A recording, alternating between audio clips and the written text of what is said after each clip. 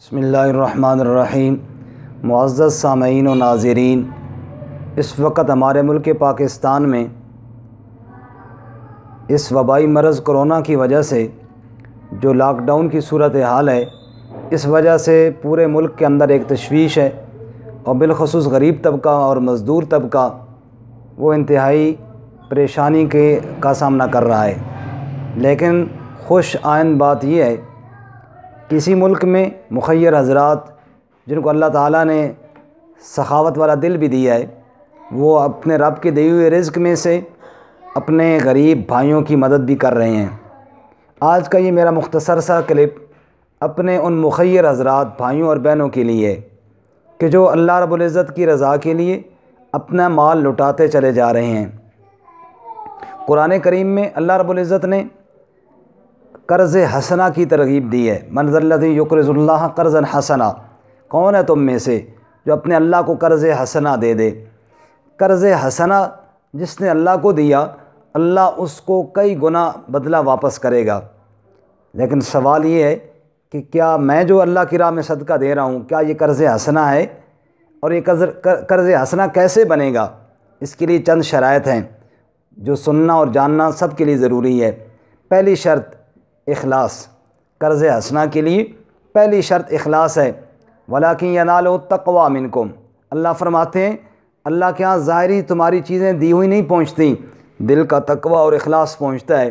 رسول اللہ صلی اللہ علیہ وسلم نے ارشاد فرمایا، انما الاعمال بالنیات، اعمال کا دار و مدار نیتوں پر ہے۔ قرض حسنہ کی دوسری شرط کہ انسان اپنی شہرت نہ چاہتا ہو، الا ابتغاء وجہ رب الاعلی، صرف اپنے رب کی رضا کے لیے صدقہ دیتا ہو۔ صدقہ کی تیسری شرط انسان حلال اور پاکیزہ مال میں سے دے۔ ارشاد باری تعالی، انفقوا من طیبات ما کسبتم ومما اخرجنا لکم من الارض، جو تم کماؤ اس میں سے حلال پاکیزہ، یا جو تمہاری زمین کی پیداوار ہے اس میں سے حلال پاکیزہ اللہ کی راہ میں خرچ کرو۔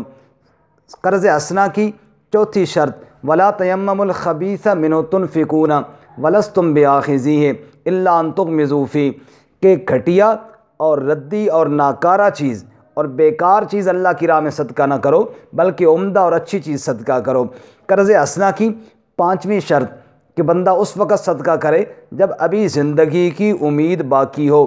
اللہ تعالیٰ فرماتے ہیں، انفقوا مما رزقناکم من قبل ان یأتی احدکم الموت، موت کے آنے سے پہلے صدقہ کرو۔ موت کے وقت تو کئی لوگ صدقہ کر رہے ہوتے ہیں۔ رسول اللہ صلی اللہ علیہ وسلم نے ارشاد فرمایا، بندہ مرنے والا کہتا ہے میرا فلاں مال فلاں کے لیے، اتنا اس کے لیے، اتنا اس کے لیے، اللہ کے نبی فرماتے ہیں اب تو ہے ہی اوروں کا، اس سے پہلے صدقہ کر لو۔ صدقہ کی اور قرض حسنہ کی چھٹی شرط یہ ہے خفیہ صدقہ کیا جائے تاکہ دنیا میں دکھلاوے کی نوبت ہی نہ آئے۔ قرآن پاک میں اللہ فرماتے ہیں، وَإِن تُخْفُوهَا وَتُؤْتُوهَا الْفُقَرَاءَ فَهُوَ خَيْرٌ لَكُمْ، اگر تم مخفی کر کے فقیروں کو دو یہ بہت بہتر ہے تمہارے لیے۔ رسول اللہ صلی اللہ علیہ وسلم نے فرمایا، یوم محشر عرش الہی کے سائے میں جو لوگ ہوں گے ان میں وہ شخص بھی ہوگا جس نے خفیہ صدقہ کیا، یہاں تک کہ بائیں ہاتھ کو بھی پتہ نہ چلا کہ دائیں ہاتھ نے کیا صدقہ کیا تھا۔ کوشش کی جائے خفیہ صدقہ دیا جائے، بس غریب کی عزت نفس بھی مجروح نہ ہو، کسی کو پتہ بھی نہ چلے۔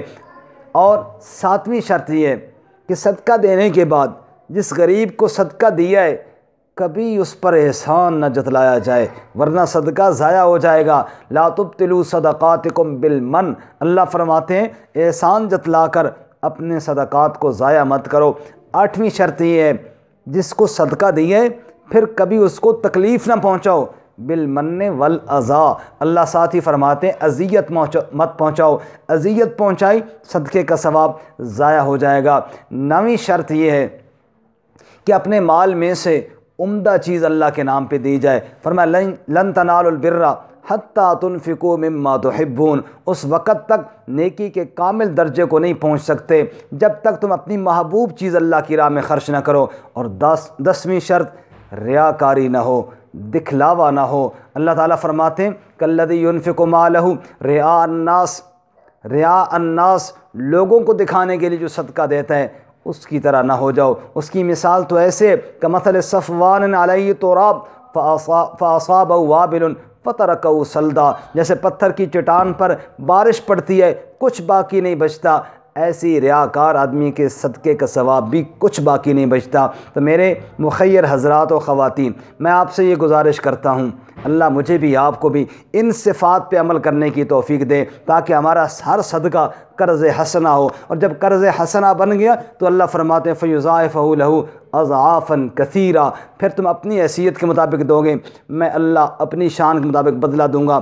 آخر میں ایک خوبصورت چھوٹا سا واقعہ کہ ایک دیہاتی آدمی نے سوچا بادشاہ کو میں کوئی تحفہ دوں، اب کون سا تحفہ دے سکتا ہے؟ کافی عرصہ سوچ و بچار کرنے کے بعد بارش کا پانی لے کر گیا، بادشاہ نے واپسی میں وہ گھڑا سونے کی اشرفیوں سے بھر کے جب لوٹایا تو وہ فقیر ہنسنے لگا، بادشاہ ہوتے ہیں، میں نے پانی پیش کیا اس نے اتنا بڑا سونا دے دیا۔ رب کہتا ہے تم ان صفات کے ساتھ میرے نام پر میرے غریب بندوں کی خدمت کرو، فَيُضَاعِفَهُ لَهُ اضعافا کثیرا، میں اللہ تمہیں کئی گنا بدلہ دوں گا۔